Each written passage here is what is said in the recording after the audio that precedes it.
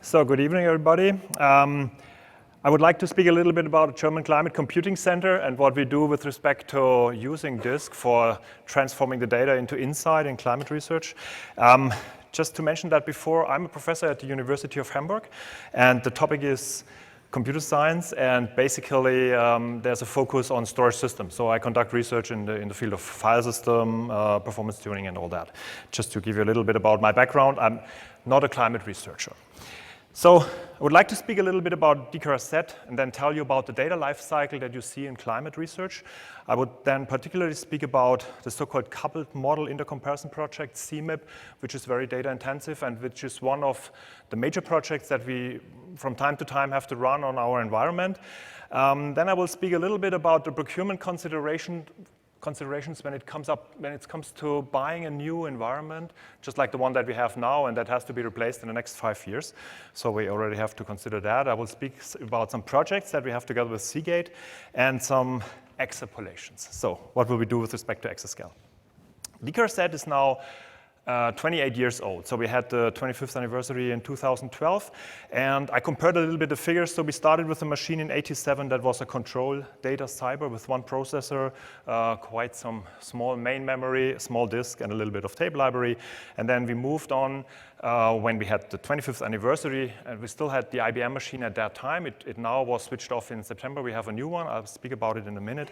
And if you compare the values of the new machine in 2015 that we switched off, or when we had our anniversary in 2012, to the one that we started with, then you see an increase in all the components by a factor of 1 million. So accidentally, it's 1 million, not only for the computational power, but also for the storage system. It's the same value, approximately this factor of 1 million for the disk drives now, many of them, of course, for the tape library, for the main memory, which is astonishing because usually there's a gap between the increase of power for the storage system and for the computer systems.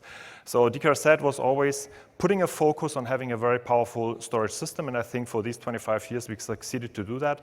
Try to continue with that, of course. Just one side note, the machine that we had in '87 had the power of an iPad from the year 2012. So in '87, the whole German climate science community conducted its successful climate science on a device that was an iPad in the end, which is now battery driven. And in '87, we had a computer that filled a room with 150,000 watts. And so you see the technical progress in these devices. I think that the IBM machine, or even the machine that we now have, in the next 25 years, we will have it in our pockets, we'll see, or being implanted maybe. So we switched on a new machine, which is a Bull, handed it over to the users in September. It's a Bull direct liquid cooled environment with a computational overall performance. We installed that in 2 phases. It will have an overall performance of 3 petaflops. And it has a storage system, which is very big. The overall size of the storage system in phase 2 will then be 50 petabytes. So we have 20 now, being operational since September. We are very happy with it. It works very well. And we will install another 30 petabyte in February, approximately. So you see here some pictures of that. If you compare the performance values of the machine from 2009 and 2015, then you see that the computational performance goes up by a factor of 20. So main memory goes up by a factor of 10 approximately. Hard disk capacity, so we had a 6 petabyte system up to now, up to September. And then we switched on the first half of it now. We'll go up to 50 petabyte in spring of next year. So that means we will see an increase in hard disk capacity by approximately a factor of 9. So we'll buy some additional things. It might go up to 10 or so. But you see that there's a performance increase of the peak performance, of course. So well, it's the peak performance that goes into the application. So it's application performance based on benchmarks that we have. And that goes up by a factor of 20. And we raise the hard disk capacity by a factor of 10 only. There's already a gap that widens, which is a problem with respect to financing all the disk environment and then having enough power for that also. The throughput, memory to disk, Ken already spoke about that, in the environment that we will see should be around 400 gigabytes per second. So we did first measurements. I don't know the exact value at the moment. it is satisfying, so we will get that number. You see it then will be a factor of 13 at least. In addition to having this huge disk system, we have an even bigger tape library. So the tape library currently has a capacity with LTO6 of 130 petabyte, out of which 40 petabyte is used by data, and we archive something like 8 petabyte a year. And we will go up with these numbers by approximately, with the archival, also by a factor of 8 or so. As we raise the hard disk capacity by a factor of 9, then we will allow something like 75 petabyte of data to be archived on tape every year, and the rest remains then on disk for online analysis. Power consumption of the new machine, by the way, is a little bit lower than we had for the old machine. These values here do include the cooling. The cooling environment of the Bull machine is more efficient. It's hot liquid cooling, and overall it's a little bit less of power consumption that we see now. And the price of the whole environment, the budget that we had for the 2015 machine was something like 35 million. So usually we get a new machine every 5 years, and we get more money according more or less to the inflation rate. So as for the services at DKRZ, you see that there's a cycle of going through the individual steps that the climate scientists walk through when they conduct the climate science. And at first they have these models, then they run the models on our machine. It will produce an awful lot of data, where some part of the data stays on the disk for immediate and midterm analysis, and another part gets data curated, so they make a quality insurance on all these things and put that onto tape for a later usage and for archival and going back to the data after some years, and then see what the validation of the climate models is, for example, in 10, 20 years. So one big project where we produce a big amount of data is the CMIP project line. You see that with the cycle here, we need, of course, a lot of disk because we have this short-term archival on disk or the short-term usage on disk, and then midterm, the data needs to stay on disk for the analysis, visual analysis and numerical analysis, and then long-term, we put the valuable part onto tape.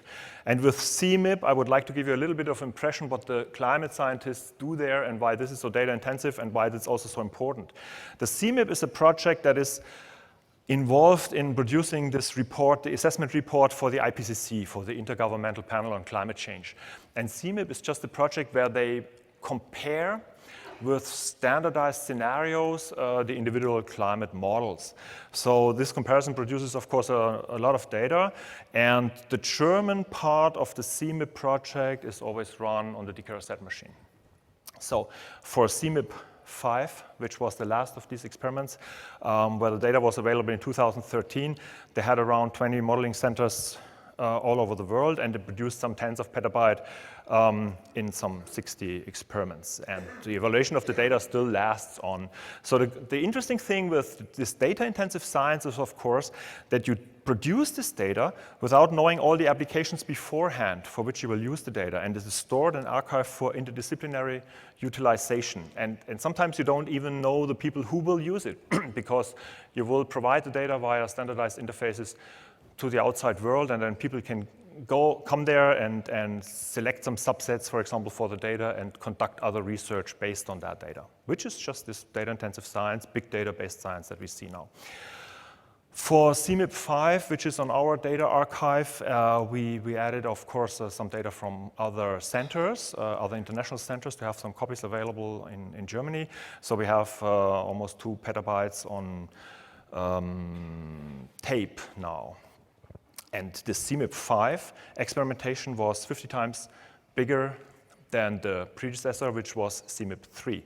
So then we do a calculation how this will work for the next experimentation.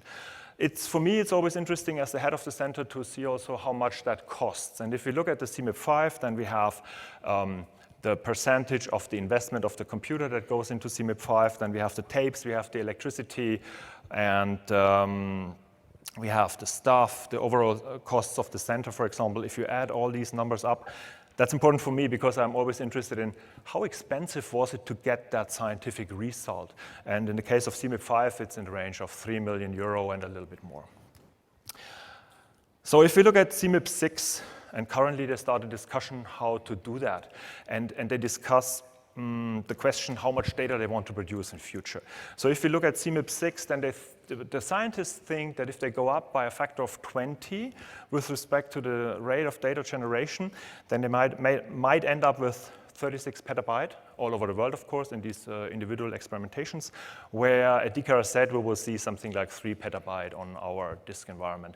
And the 3 petabyte will then be used for analysis for quite some years. So we have to keep them on disk for a while. 3 petabyte wouldn't be so bad. It's 3 petabyte out of 50, so we will be able to accommodate that project on the disk system without any problems. Just will be interesting in the end how expensive that is, for example. It might even go up a little bit, so they are not sure about the factor. They are currently discussing that. There is, of course, a scientific question behind that, how much data will we produce? But then the other question is, how much will all that cost, and who is willing to pay for that, for the disks, and then in the end also for the tapes? We usually spend something like 500,000 euro per year just for tapes only. So planning a new environment, we unfortunately are already now being forced to think about the computer that we will install in 2020. Then the question for us is always, how do we invest our money onto compute and onto I/O? So the percentage that goes onto I/O is raising somehow, and then the question is always the energy consumption of the system. So we do some analysis on that. We also do some analysis on the tape consumption, on the costs, but I will skip that in this talk here. So we all know that there's a technology gap between compute performance, the raise in compute performance, and the performance that we see with the storage environment. So here we put together some quantitative values from historic values that we got over the years and made this qualitative figure here, where we show a little bit just this red line. Well, there's a wrong description. The red line, in fact, is what we see in the top 500 list. So it's not pure CPU speed. It's speed of the computers multiplied with the money that goes into our investment. So we see a factor of 1 million in these 25 years, just the thing that we saw at DKRZ also in the past. And then we see that for disk capacity, the line is, there's an order of magnitude of difference in the slope of the line. And for the disk speed, the development is also a little bit slower. So for the climate science, that means we will in future invest a higher percentage of the money that we have into the storage system in order not allow this gap to be more wide in future, to widen. For this procurement that we had in 2015, might be interesting for you to know one interesting number, which is the energy consumption of the system. So we had with the old system, where we had the 6 petabyte, we had a relative energy consumption of the storage system of 10%. And this now raised to something like 25% for the system that we run now. And I think that in 2020, we will even see a higher number here. So it will relatively go more energy into the storage system, just because we install relatively more storage in order not allow this gap to be too wide. For the investment costs, we don't know exactly what the percentages are, but it should be that the increase of these values, the difference between this X% and Y% is not so high. I think that for the storage system, it might be 20 to 30% of the investment money.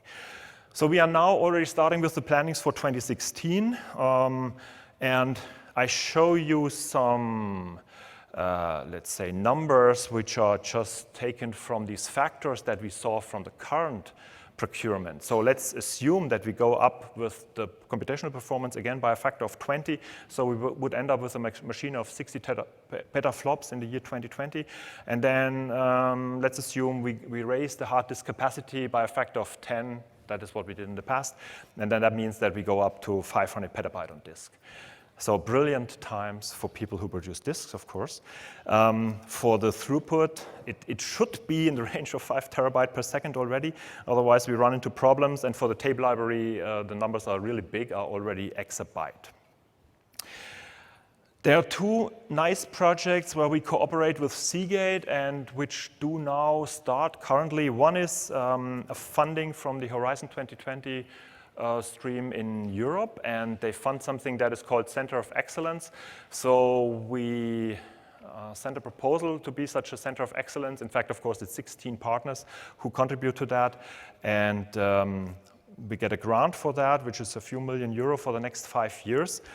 And we succeeded to bring together the important climate and weather centers all over Europe together with some vendors and work on solutions with scalability of codes, but also in particular with respect to the question of I/O. So you see here that in this project, putting together the 16 partners, we have DKRZ as a coordinator. Then we have, for example, ECMWF, we have IPSL, we have Serfax. Then we have the Met Office, the British Met Office, and then we have the German Weather Service. And as vendors, particularly, we also have Seagate and Bull, which makes us happy because we have such an environment, and then we can combine production issues with research issues very easily.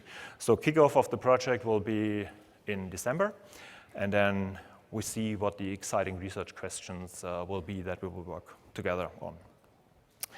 Another project that I have as a professor of computer science is something that goes on in Europe, which is called Innovative Training Network. We had one in the past already, and the partner was Xarotex at that time. We have a continuation of this project, which makes me happy because then again, we have Xarotex Seagate now on board. The thing is called Big Storage, and the subtitle is Storage-Based Convergence between HPC and Cloud to Handle Big Data. The point is really that we see, I as a professor see that we do not have enough teaching of I/O issues at the universities. So if you look at operating system lectures, for example, even in operating system lectures, they don't regularly teach what I/O is. And when it comes to the question, do we have students who got some education in high-performance storage systems? Then the answer is hardly any. So I think in Germany, it's just 2 professors. There's André Brinkmann in Mainz, who is conducting research in that and doing some teaching. So this is not enough because we are now in this era of big data. All of the sciences want to have solutions for handling massive amounts of data, and in the end, we don't have the young computer scientists who should do the work. And this project here is a European one, really makes me happy because it brings together the European groups that we have who also do teaching in that field. So particular, it is coordinated by the people in Madrid, but there will also be people in Barcelona, and we have a group in Greece, for example. We have some French group. Then this is the slide from the proposal. At that time, it was still Xarotex. Now, of course, it's Seagate. Then we have DKRZ, CEA from France, for example. And I think we will do some exciting research in that field because we need these PhD students then who make the dissertation and the thesis in this field. We need them as multipliers for more teaching in the field of storage in the future. So just some extrapolations where what is DKRZ's role, where will this way go to with respect to exascale in the future? And let's just have a short look at the top 500 list and at our position in the top 500 list over the years. So DKRZ started in '87, the top 500 list starts in '93. We were at first in the top 500 list with a machine on rank 49. Then usually it goes with DKRZ like this. So we would buy a machine, we start in a rank 50 or better, then we stay with this machine for quite some years in the list, usually let's say 3 years, 4 years, and then we fell off the list. But as Arnie says, I'll be back. So we always come back. We always come back. And then also you see we came back with the Bull machine here. Currently we are on rank 56. Now, of course, it will drop now, then we'll install the second half next spring, and in June, we will see where we will end up. For us, the interesting thing of this graphics here is the question, how many years do we lay back from the leading machine? And it's usually something like 5 to 6 years. Because people sometimes ask, when will we see an exaflops machine at DKRZ? So my users ask me. And then I think, okay, we might be able to see an exaflops machine in 2025, for example, for that particular procurement. And what I did is I just, again, multiplied the numbers from the procurement that we have to do in 2020. I multiplied these numbers with the values that we had from the past, let's say computational performance by a factor of 20, and disk capacity by a factor of 10. And this brings us to values that we might see an exaflops machine at DKRZ in 2025 for that particular procurement, which is the factor of 20 for computational performance. And if we multiply the disk capacity by a factor of 10, then we should go up from 500 petabyte to 5 exabyte.